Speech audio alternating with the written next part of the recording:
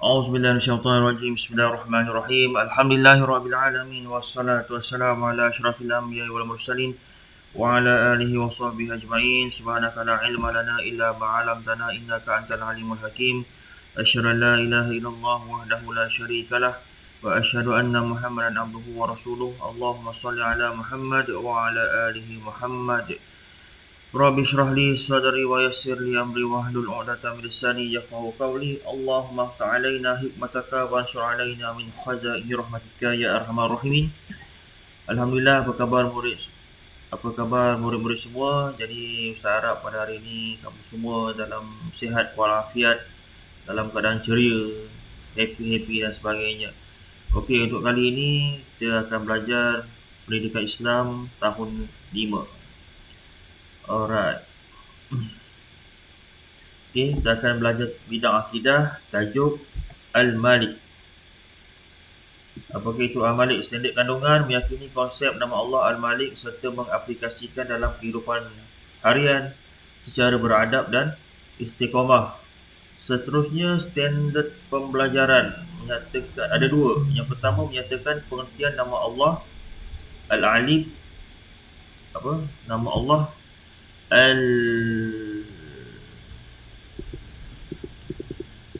Allah Al-Malik dan hukum beriman dengannya. Yang kedua, membaca dalil nakli dan artinya. Okey, itu objektif pada akhir pembelajaran.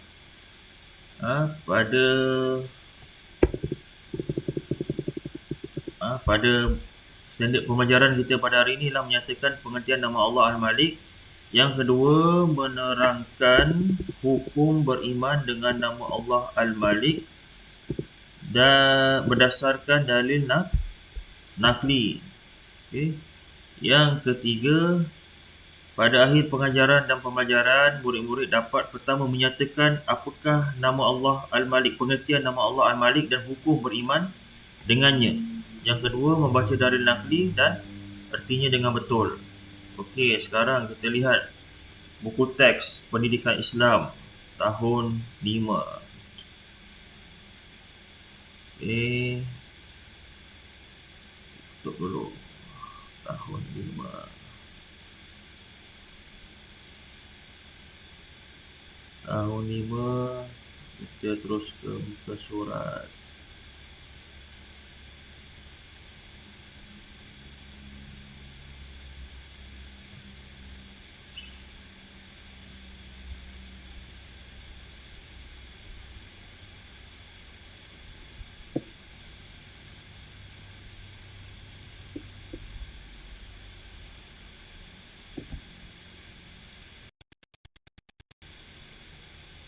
Okey, kita pergi ke muka surat 65. Bidang akidah, ada ayat berbunyi wa may yakfur billahi wa malaikatihi wa kutubihi wa rusulihi wal yawmil akhir faqad dhalla dhalalan ba'ida. Surah Nisa ayat 136 yang bermaksud sesiapa yang ingkar kepada Allah Subhanahu wa taala, para malaikatnya, kitab-kitabnya, para rasulnya dan hari akhirat, maka sesungguhnya dia telah sangat jauh tersesat. Surah Nisa ayat 136. Okey, bidang akidah ini menumpukan keimanan kepada Allah Subhanahu Wa Taala dan hari kiamat. Dalam bidang ini juga mengandungi perbincangan tentang perkara yang boleh merosakkan akidah agar kita menjauhinya serta beroleh kejayaan di dunia dan akhirat. Untuk hari ini kita belajar unit pertama iaitu Al-Malik. Okay, unit pertama, kita lihat ada gambar di sini. Gambar seperti di planetarium. Okey, gurunya berkata, jikalau meliputi seluruh bintang dan planet-planet di langit. Cakrawala meliputi seluruh bintang dan planet-planet di langit, termasuk bulan dan matahari. Planet bumi berputar dan beredar mengelilingi matahari, manakala bulan pula bergerak mengelilingi bumi. Subhanallah, hebatnya. Okey, seterusnya kita tengok di sini. Bersoal jawab dengan murid tentang teks dan gambar serta kaitkan dengan tajuk. Tengok Al-Malik. Kita tengok cakrawala ni ada gugusan planet-planet dalam bulatan ni. Siapa yang mencipta ni? Siapa yang mencipta benda ni dan mengurus benda-benda ni? Siapa? Subhanallah, hebatnya. Okey, seterusnya lihat muka surat 67. Lihat muka surat 67, nama Allah Subhanahu Wa Taala Al-Malik. Okey, pada tahu nama Allah ada berapa? Ada 99. Untuk pada hari ini kita belajar untuk memahami nama Allah Al-Malik. Apakah pengertian Al-Malik? Al-Malik bererti Allah Subhanahu Wa Taala yang menguasai segala-galanya. Al-Malik bererti Allah Subhanahu Wa Taala yang menguasai segala-galanya. Apa yang kita ada kat bumi ni, raja ke, sultan ke, presiden ke, gubernur ke, paling-paling kaya pun, semuanya di bawah kekuasaan Allah Subhanahu Wa Taala. Apa dalilnya? Kita tengok surah Al-Hadid ayat kedua. Okey, surah Al-Hadid ayat kedua. Tengok ada nombor 57 dengan 2 ni kan. Maksudnya apa? 57 ni adalah surah yang ke 57. 2 ni adalah ayat yang kedua. Apa dalil dia? A'udzubillahi minasyaitonirrajim.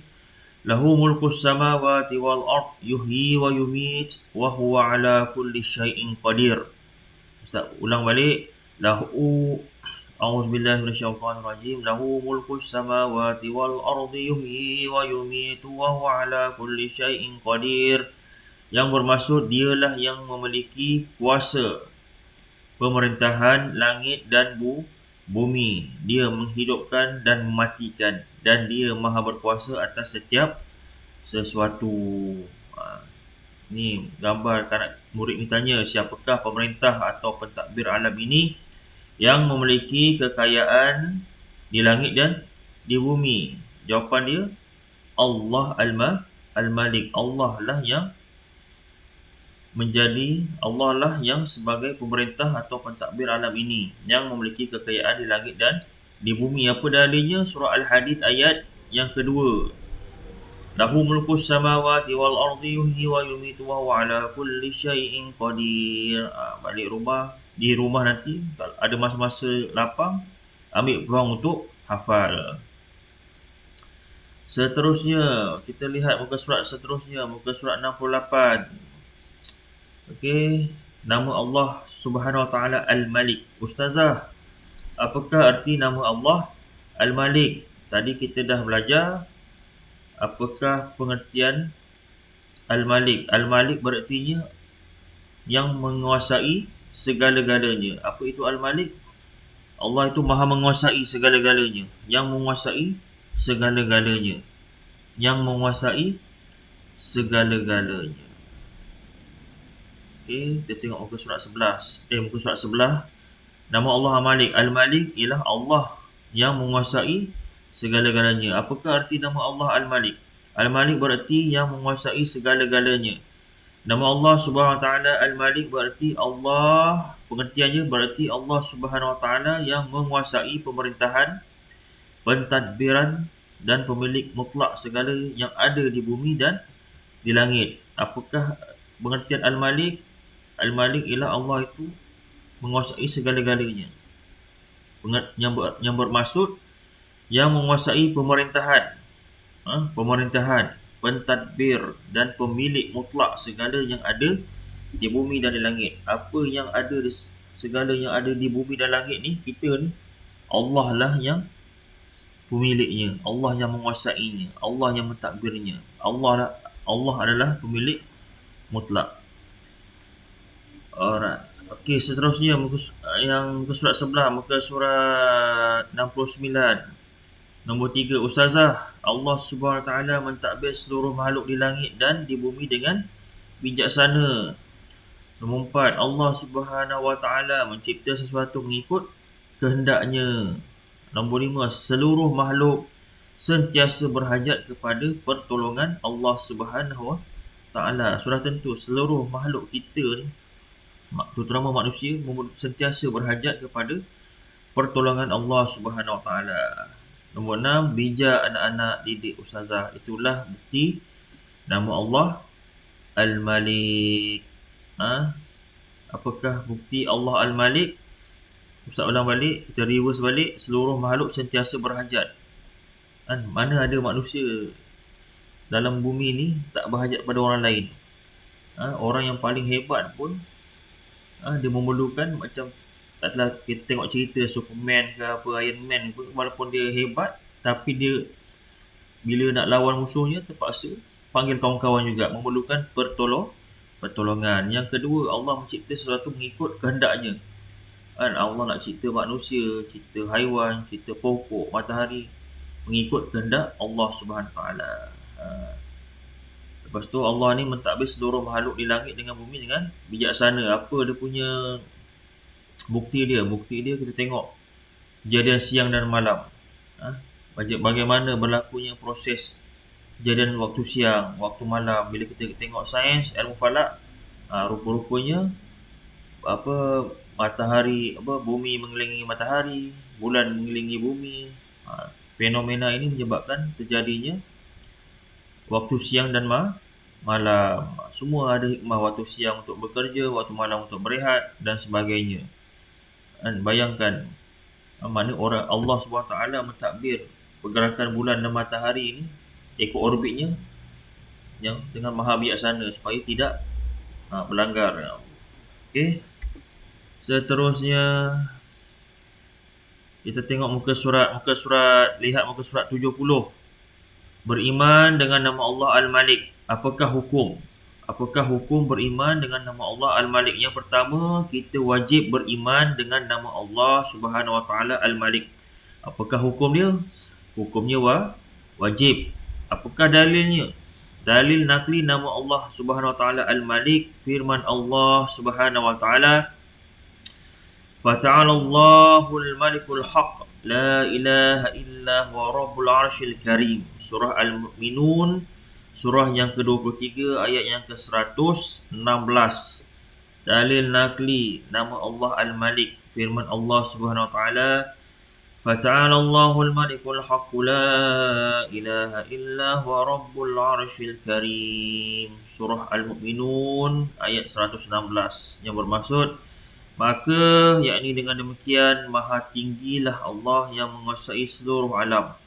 Lagi yang maha benar, tiada Tuhan melainkan Dia, Tuhan yang mempunyai arasy yang mulia. Itu dalilnya. Apa hukumnya? Hukumnya wajib. Apa dalil yang menunjukkan hukum wajib beriman dengan nama Allah Al-Malik? Daripada surah Al-Mu'minun ayat 116. Okey, seterusnya kita tengok muka surat 71. Kepentingan beriman dengan nama Allah Al-Malik. Apakah kepentingannya? Yang pertama, kita tengok ni kotak perbualan ni, kotak dialog. Yang pertama, setelah kita mempelajari nama Allah Setelah kita mempelajari nama Allah Subhanahu Wa Taala Al-Malik, Ustazah hendak bertanya kepada kamu semua, apakah kepentingan beriman dengan nama Allah Al-Malik? Yang kedua, saya akan berusaha menjadi manusia yang bersyukur dan meninggalkan sifat sombong. Saya sedar walaupun mempunyai kekayaan dan kecerdikan, tetapi Allah Subhanahu Wa Taala jugalah yang maha kaya dan maha bijaksana. Apakah kepentingan beriman dengan nama Allah Al-Malik? Yang pertama, kepentingannya berusaha menjadi manusia yang bersyukur dan meninggalkan sifat sombong. Ustaz ulang balik. Kepentingan yang pertama, tengok tulisan merah ini, kita akan berusaha menjadi manusia yang bersyukur dan meninggalkan sifat sombong. Yang ketiga, menyedarkan kita bahawa kita hanyalah makhluk Allah Subhanahu Wa Taala yang lemah, sentiasa mengharapkan pertolongan Allah Subhanahu Wa Taala. Oleh itu, saya akan tekun beribadah dan berdoa sebagai tanda beriman dengan nama Allah Al-Malik. Okay, yang keempat, menjadikan kita sentiasa menghargai alam yang dikurniakan Allah Subhanahu Wa Taala kepada kita. Mulai sekarang saya akan memelihara kebersihan dan keceriaan persekitaran. Okey, tengok sini. Ada berapa kepentingan beriman dengan nama Allah Al-Malik. Yang pertama, berusaha menjadikan manusia yang bersyukur dan meninggalkan sifat sombong. Itu kepentingan yang pertama. Kepentingan yang kedua, menyedarkan kita bahawa kita hanyalah makhluk Allah Subhanahu Wa Taala yang lemah. Sentiasa mengharapkan pertolongan Allah Subhanahu Wa Taala. Itu kepentingan yang kedua. Manakala kepentingan yang ketiga, kita akan menjadi seorang yang tekun beribadah dan sentiasa berdoa. Kepentingan yang keempat, sentiasa menghargai alam sekitar. Yang kelima, memelihara kebersihan dan keceriaan persekitaran kita. Ada lima kepentingan beriman dengan nama Allah Al-Malik. Kamu tengok tulisan yang merah ni. Ini yang pertama, ini yang kedua, ini yang ketiga, ini yang keempat, ini yang kelima. Okey, kita tengok muka surat seterusnya, himpunan doa, cara pelaksanaan aktiviti. Jika kamu baca, pertama, bahagikan murid kepada beberapa kumpulan. Setiap kumpulan dianggotai sebanyak 4 orang murid. Secara bergila-gila senaraikan doa memohon hajat kepada Allah SWT. Kemudian tulis dengan menggunakan pen pada kertas yang sama oleh setiap anggota kumpulan. Keempat, setelah itu hasilkan doa lengkap dimulai dengan tahmid dan solawat. Kelima, baca doa secara bergilir-gilir mengikut kumpulan setiap kali sebelum sesi pembelajaran. Ini doa yang Ustaz baca tadi awal-awal. Allahumma aftah alaina hikmataka wa ansyur alaina min khazaini rahmatika ya arhamar rahimin. Maksudnya, wahai Tuhan kami, bukalah ke atas kami hikmahmu dan bentangkan ke atas kami gudang rahmatmu, wahai Tuhan yang maha pengasih. Alright. Ada doa lagi, Rabbi zidni ilman warzuqni fahman. Ya Allah, tambahkanlah kepada aku ilmu dan berikanlah aku kurnia untuk dapat memahaminya. Apa lagi?